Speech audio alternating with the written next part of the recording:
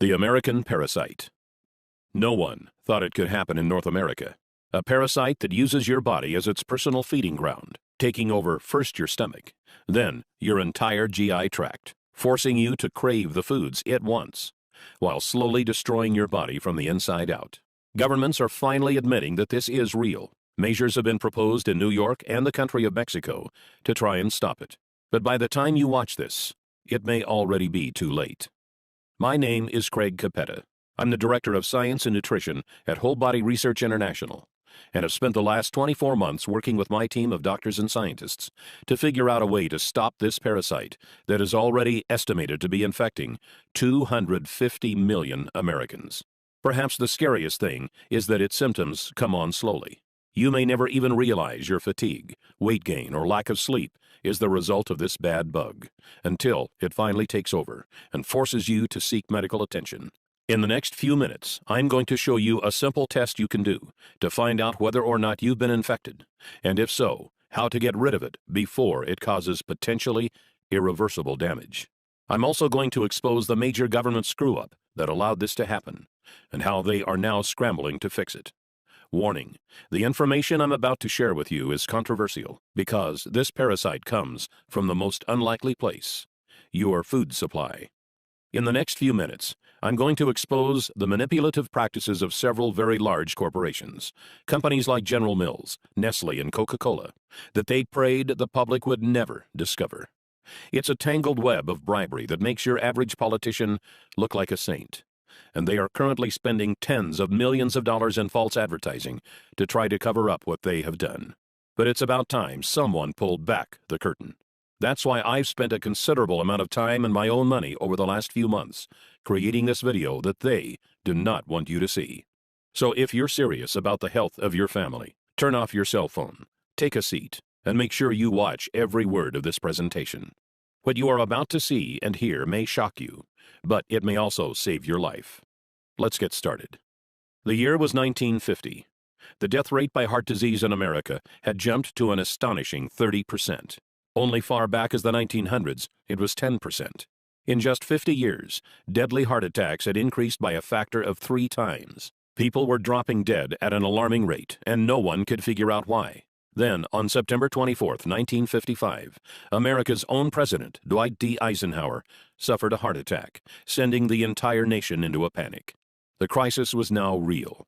On Monday, September 26th, the Dow Jones plunged 6.5%. The total paper loss of the day was $14 billion, the largest ever, including that of the Great Depression. President Eisenhower would not walk again until October 25th, and would not return to the White House until November 11th, nearly 6 weeks later. By this time, the fear of heart attacks was on everyone's mind.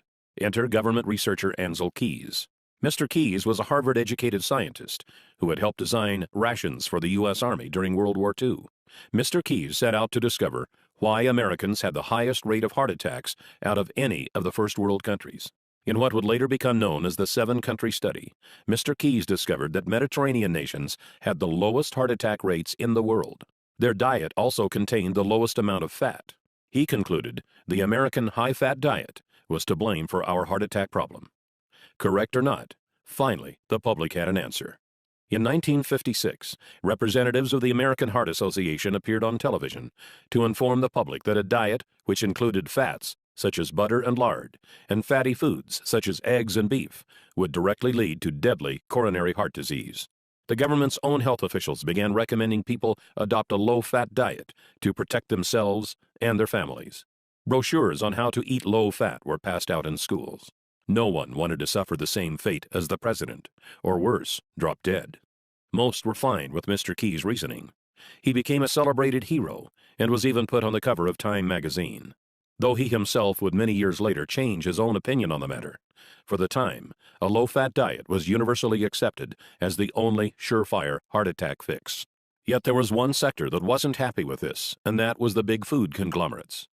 You see, previous to Keys' findings, their favorite way to flavor their foods was by adding more fat. Food scientists had discovered that fat was a flavor carrier. It could deliver taste and odor compounds from different parts of food, and provided texture and mouthfeel that made food taste better. Without fat, food tasted like cardboard. But now, the public was demanding their foods be low-fat. Processed and canned foods began to go uneaten as people turned to more natural, lower-fat alternatives. If it didn't say low-fat on the label, people stopped buying it. The conglomerates scrambled to find new recipes that would allow them to call their products low-fat, yet still taste good. Food scientists were called in by the dozens, and finally they discovered something even better. You see, unlike fat, this new flavor additive was actually addicting. It goes by many different names, but you may know it best as refined sugar. Did the food industry know it was dangerous? Even many doctors of the 1950s would argue they certainly did. As far back as 1808, studies had been done proving sugar was not only unhealthy, but actually toxic. Believe it or not, sugar manufacturers were pulling PR stunts back then, as they do today. In 1808, the Committee of West India, a large sugar conglomerate of the time, appeared before the British House of Commons to offer a prize of 25 guineas, about $1,000 in today's coin, to anyone who could show an experiment that proved sugar was good for feeding and fattening cows, hogs, and sheep. Food for animals has always been expensive. Sugar was extremely cheap, so many farmers took on the challenge, hoping for good results. The 25 guineas would be just a bonus to the new, cheaper food supply. But as you may have guessed, the attempts were a disaster. Many resulted in the death of livestock. One member of Parliament, John Kirwan, took on the challenge himself, trying to feed sugar and molasses to his calves. After the experiment of this well-known, highly ranked politician failed, the Committee of West India gave up. Then, in 1816, the well-known French physiologist F. Magendie did an experiment of his own involving dogs. He determined that dogs fed with water containing sugar and olive oil wasted away and died faster than dogs fed with water alone. This showed sugar not only had no nutritional value, but actually caused negative effects. This shut the sugar manufacturers up, but just for the time being. Flashback to 1957. Fat was out. The food industry had found foods packaged with sugar were winning every taste test. But would the public buy it? As recently as the 1930s, Dr. Weston A. Price, a research dentist from Ohio, had traveled around the world observing different cultures and their diets. In 1939, he published a paper that revealed in horrifying detail what had happened to the teeth and health of those in cultures who had incorporated refined sugars into their food supply. Sugar still had a bad name. The conglomerates would need to make a move. Later, in 1957, noted Professor E.V. McCollum, who was often referred to as America's top nutritionist of the day, published a book called A History of Nutrition. In it, he argued that despite there being dozens of experiments done since the 1800s, proving sugar was bad for human consumption, those experiments were all flawed due to human error. This book was published and marketed with the same ferocity you see with bestsellers today. But where did it come from? No scientist has his own money to publish a book on such a grand scale. And let's face it, A History of Nutrition? It's not a title that will make a book fly off the shelves. A look inside the book revealed it was published and marketed by a company called the Nutrition Foundation, Incorporated. Who was the Nutrition Foundation? I'm glad you asked. It happened to be a front organization for the leading sugar conglomerates of the time, including the American Sugar Refining Company, Coca-Cola, Pepsi-Cola, Curtis Candy Company, General Foods, General Mills, Nestle, Pet Milk Company, and Sunshine Biscuits, about 45 companies in all. And did the Americans buy it? Oh boy, did they ever. Sales of processed foods skyrocketed. All they had to do was put low fat on the label, then dump in a bunch of refined sugar, and it would sell like crazy. A 2012 study by Dr. Robert Lustig of the University of California, San Francisco, revealed that sugar is just as addictive to the human brain as cocaine, setting off the same dopamine triggers and forcing us to crave more and more of it. So it was only natural that humans would begin to consume the new sugared products at a feverish rate. The food conglomerates responded to the increasing sales by using even more sugar. It began to find its way into foods you would never expect, like hot dogs, yogurt, spaghetti, and breads. As the decades passed, obstacles would spring up, but each time, the conglomerates had an answer. In 1965, the Fair Packaging and Labeling Act began, requiring their products to be honestly and informatively labeled. By this time, the public wasn't so hot on sugar anymore, but that made no difference. The conglomerates simply hid the sugar by putting it into new forms and creating new names. This way, people wouldn't see the word sugar on the food label, but it could still be hiding inside. Some names sugar goes by are agave nectar, brown rice syrup, high fructose corn syrup, dextrose, evaporated cane juice, glucose, lactose, malt syrup, molasses, sucrose. Another classic example is when the sugar pushers began putting the word natural into all of their advertising. Made from natural ingredients became their slogan, but all refined sugars are made from natural ingredients. So is cocaine and heroin. During the 1970s, armed with new studies showing the dangers of refined sugars and exposing them in all of their forms, the American public began to wake up. For the first time since the 50s, sales of certain high-sugar foods slowed down. But the conglomerates had prepared for this and had been hard at work developing yet another weapon of their own: artificial sweeteners. Perhaps the most notorious of these was aspartame, more commonly known as Equal or NutraSweet. The story of how it became approved by the FDA is startling. By this time, the diet craze was in full swing, and the diet food market was a billion-dollar industry. It was banned in 1973, and another artificial sweetener, cyclamate, had recently been banned when it was found to cause tumors in tests done on animals. Aspartame was initially also rejected by the FDA, but its developer, G.D. Searle, was not having it. Searle presented the FDA 100 different studies that showed it was harmless, studies G.D. Searle had funded themselves. Why not? They knew if they could get it approved, they would make billions. But despite what their studies said, every time an independent study was done, it was found to be dangerous for human consumption.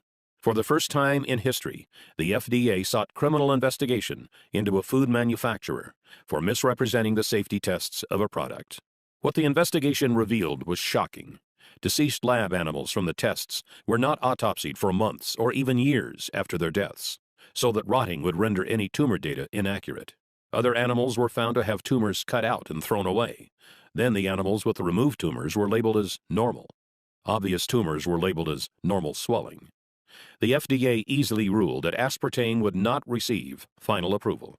But what would follow was a set of dirty political tricks that must have made Abraham Lincoln roll over in his grave. G.D. Searle first arranged to actually hire the U.S. attorney who was leading the investigation. Samuel Skinner first resigned from the U.S. Attorney's Office, stalling the investigation, then went to work for Searle. Later that year, Donald Rumsfeld was hired on as CEO of Searle. Yes, the same Donald Rumsfeld that was Secretary of Defense during the Bush administration. He appointed several political buddies to top management positions and proclaimed he would get aspartame approved within 1 year. At the time, Reagan had just been elected, and Rumsfeld was part of Ronald Reagan's transition team, who was in charge of choosing a new FDA commissioner. They appointed a man named Arthur Hall Hayes, Jr. One of Arthur Hayes' first acts as FDA commissioner was to appoint a 5-person panel to review the final decision to reject aspartame. 3 of the 5 panel members still voted not to approve it, citing the animal tumors as a big concern. So what did Hayes do? Simple. He appointed a 6th member to tie the vote at 3-3. Then Hayes, a man who knew nothing of food additives, decided he as a commissioner should get a vote also. He then cast the deciding vote himself in favor of approval. Shortly after this scheme, Hayes resigned from his position as FDA commissioner, after which he was hired by Searle for a position paying hundreds of thousands of dollars a year. I know this sounds like a tale from a political horror movie, but sadly, it is 100% true. After all was said and done, aspartame was approved. Coca-Cola began using it to make Diet Coke, which they then marketed as a weight loss drink. In that first year alone, the FDA received over 600 consumer complaints reporting headaches, dizziness, and other strange reactions to this new foreign substance our bodies were never designed to handle. But the food conglomerates had won. And since then, over the last 30 years, more and more of these refined sugars, artificial sweeteners, preservatives, and other unnatural elements have infiltrated our food supply, creating essentially a new diet, without ever giving us a choice. The year now is 2013. Governments have finally wised up and are now backtracking, trying to clean up this mess. In March of 2013, New York Mayor Michael Bloomberg fought to lower sugar and sweetener consumption in his city by banning regular and diet sodas over 16 ounces. This September, Paul van der Velpen, the head of Amsterdam's health service, spoke out to call sugar an addictive drug that should be tightly regulated. And just last month, the country of Mexico made motions to put large taxes on sodas, just like the American government did with cigarettes. But like cigarettes, these dangerous additives have now become what feels like a permanent part of our society. So, what is the result of all this? What do these unnatural things actually do once we put them in bodies? Why did the dogs in F. Magendie's study die faster when sugar was added to their diets? Why are more people getting sick than ever before? Why are more people suffering from obesity than ever before? And why is cancer predicted to soar by 50% by the year 2020? The answer may frighten you, as it did me. Doctors are now saying it could be the widest spread health hazard to hit North America since cigarettes, polio, HIV, or hepatitis. In our lifetimes, this one thing will affect more Americans than all four of these combined. In 2005, molecular biologists at Rice University estimated it was already affecting 70% of the American population. What is it? It's the consequence of the unnatural elements we've been exposed to, and the deep, dark secret the food conglomerates are right now, as we speak, spending millions of dollars to try and sweep under the rug. They have some help from the killer itself, because this disease takes over your body from the inside. Most never even know it is there, until it's too late. Its name is Candida, otherwise known as the American parasite. Candida is a type of fungi, a single-celled member of the yeast family. Where did it come from? Was it carried over on a boat from Africa? Or did it come from livestock? Actually, no. Candida is a natural resident of your digestive tract, along with 25 trillion other bacteria, some good and some bad. So long as the balance stays in order, which scientists say now is 80% good bacteria to 20% bad, your digestive and immune systems will continue to function normally. But here's where the problem starts. Candida is a member of the yeast family. And do you know what yeast likes to eat? You guessed it. Refined sugars, artificial sweeteners, and preservatives. All of the things that have been added to our food supply in just the last 50 or so years. Maybe you did the experiment back in science class, where you put yeast on a petri dish and fed it sugar to get it to grow. That's what's happening in your stomach right now. Let's take a look at that picture again. These are actual Candida albicans growing in a petri dish. When you feed the Candida, it starts to breed, faster and faster and faster. Soon it has outnumbered the good bacteria in your stomach. Then it makes its way into your upper and lower intestine and throughout your entire GI tract. Before long, it begins to expand into other parts of your body, resulting in serious medical problems that can cripple your ability to enjoy a happy life. Fatigue, weight gain, sleeplessness, bloating and gas, irritable bowel syndrome, constipation, skin problems, fungal infections. These are just the start of the havoc Candida can wreak onto your body. If you're suffering from any one of these symptoms, it's very likely this parasite is to blame. When you take antibiotics, Candida growth accelerates even faster, as antibiotics kill off many of the good bacteria that would otherwise keep it in check. It's because of all this, doctors estimate that currently, at the time this video was being produced, in the fourth quarter of 2013, 80% of all Americans suffer from some degree of Candida overgrowth. Dr. David Perlmutter, a personal advisor to Dr. Oz, who you may know from the show, and his current New York Times bestseller Grain Brain, recently stated, "Those of us who deal with this health condition in a clinical setting are witnessing what now seems almost epidemic." Dr. David Perlmutter. The reason Candida is so dangerous is because it directly affects your digestive system, which is the largest internal organ in your body. It's also the home of your immune system. So when your digestive tract is weakened, so is your ability to combat sickness and disease. Left untreated, it can begin to affect every area of your life. Here is a list of common Candida symptoms composed by Dr. Mark Hyman, recognized Candida authority and best-selling author of The Blood Sugar Solution. General symptoms include chronic fatigue, loss of energy, general malaise, decreased libido, sensitivity to foods, chemicals, or other allergens, eczema, psoriasis, irritable bowel syndrome, toenail fungus. Gastrointestinal symptoms include thrush, bloating and gas, intestinal cramps, rectal itching, altered bowel functions such as diarrhea or constipation, yeast infections, frequent bladder infections, irritable bladder. Hormonal complaints include menstrual irregularities like pain or bleeding, premenstrual syndrome, thyroid dysfunction. Nervous system complaints include depression, irritability, inability to concentrate. Immune system complaints include allergies, chemical sensitivities, low immune function. And if your past history includes chronic yeast infections, chronic antibiotic use for infections or acne, oral birth control pill usage, or oral steroid hormone usage, your chances of having Candida overgrowth are greatly increased.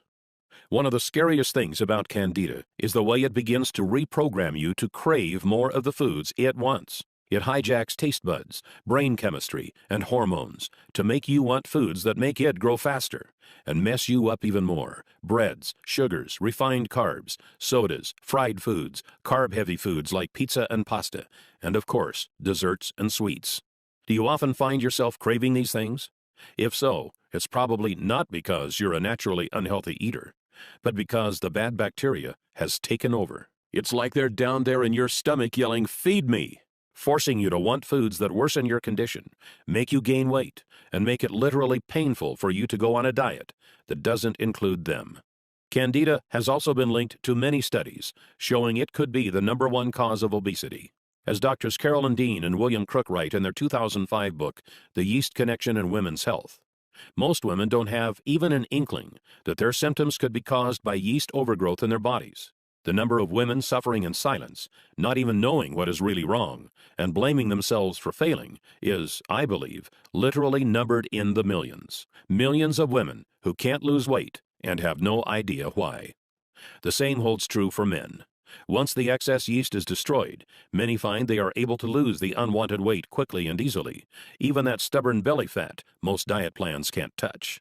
So now let's talk about how to fix it. Here's the good news. To start feeling better, you don't have to necessarily get rid of all of the Candida. You just need to balance them out.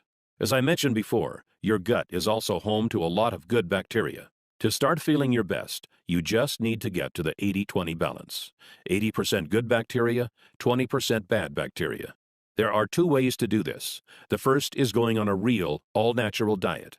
That means completely eliminating all processed foods, refined sugars and carbs, artificial sweeteners, and also white breads. Then supplement your body with foods that are high in a special kind of good bacteria called probiotics. Probiotics are clusters of good bacteria that, like a powerful army, go into your stomach and form colonies that far outnumber the Candida. They were first brought to attention in 2008 by Nobel Prize-winning physiologist Eli Mechnikov. Noting that Bulgarians at the time lived longer than anywhere else on Earth, he set to find out why, and deduced that it was because of their yogurt-heavy diet. He even named the first probiotic strand he discovered, Lactobacillus bulgaricus, as a tribute to them. Foods that are high in probiotics include sauerkraut, kefirs, olives, and fermented vegetables. Eliminate the unnatural elements from your diet and start eating those foods, and your gut will eventually balance itself out. But let's be realistic. In today's world, that is nearly impossible. Who wants to never eat out at another restaurant, or never go over to a friend's place for dinner? Luckily, there is now a better way. Scientists have recently figured out how to load your gut with probiotics without having to change your diet at all. They've been able to put these living bacteria into pill form, so you can take them with your meals, no matter what those meals may be.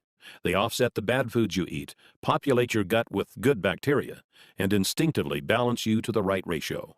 Once this happens, all sorts of exciting changes can happen in your body. You have more energy, feel more alert and more active.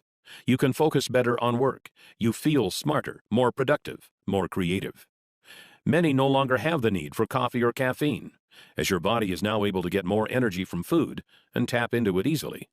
Dr. Alan Walker, professor of nutrition and pediatrics at Harvard Medical School, recently stated, "Evidence from clinical research demonstrates that adding good bacteria to the diet promotes a healthy digestive and immune system. This makes your disease-fighting ability stronger, so you get sick less often." In a 2001 study, Children from daycare centers in Helsinki, Finland, were given milk with and without probiotics. Those who drank the probiotic-enhanced milk were 17% less likely to get a respiratory infection and 16% less likely to call in sick because of illness. Harvard Medical School has also recently gone on record to proclaim probiotics' effectiveness at preventing vaginal yeast infections, as well as antibiotic-induced diarrhea. Dr. Michael F. Roizen, New York Times best-selling author and chief wellness officer at the Cleveland Clinic, recently said, "Taking probiotics is a habit that can really benefit the digestive system, which is intricately connected to our overall health." Many also find weight begins to fall off, since your gut processes food more efficiently. If you've had trouble losing weight in the past, it could be because the candida have clogged up your digestive tract, which can greatly slow down your metabolism. You'll also notice those carb and sugar cravings fade away. You'll actually find yourself craving good, healthy foods that make you look and feel great. All in all, your digestive tract contains 60% of the cells in your body, so it's no surprise that clearing it up can make you feel like a whole new person.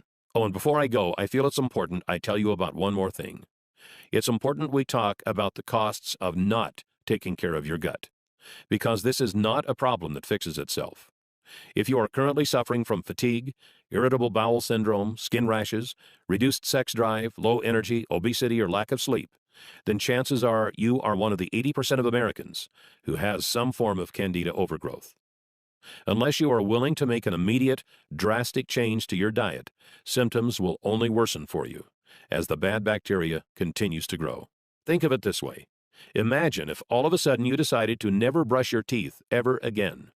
The plaque buildup that would form is not unlike what goes on in your gut when it's untreated. Sure, you'll be fine for a while, but eventually you'll begin to get cavities and mouth rot, and then you lose your teeth, and you are out of luck. It's very likely the exact same thing is going on in your gut right now. The food that causes bad bacteria to grow on your teeth is the same food that goes into your stomach right after. So it only makes sense that it would cause bacteria growth there also. But in your gut, the consequences are much more severe. While your mouth and teeth are certainly important, they are just a small part of your body. Your digestive tract is your core. It actually contains 10 times as many cells as the entire rest of your body. Untreated, it could begin to affect your health in ways I'd never wish upon anyone. Bad breath, constipation, acid reflux, indigestion, fatigue, lack of sleep, skin problems. These are just the early symptoms. The scariest part is that with 70% of your immune system in your digestive tract, if it can't function properly, you become susceptible to not just getting sick, but to some very nasty diseases like ulcerative colitis, lupus, multiple sclerosis, and arthritis. And those can't be cured by balancing your gut. That's why it's critical you get this handled now, before it's too late. Fortunately, there's an easy way to fight back against the bad bacteria. Simply take 1 capsule of probiotics daily, preferably with a meal. Within just a few days, you'll feel exciting changes in your body. You'll find yourself sleeping better and waking more rested, but with new, exciting energy. You are ready to take on the world. You are no longer tired after meals and no longer find yourself craving bad foods. But when you do cheat once in a while with pizza or ice cream, you still feel great knowing it's not going to go straight to your hips. Don't be surprised if your bathroom habits become more regular. Since you are no longer a slave to your gut, multiple trips to the toilet are a thing of the past. Weight may also begin to fall off, as your body is now a food-burning machine, no longer a fat and sugar storage hub. You'll probably also discover you no longer find yourself needing caffeine, carbs, or sugar.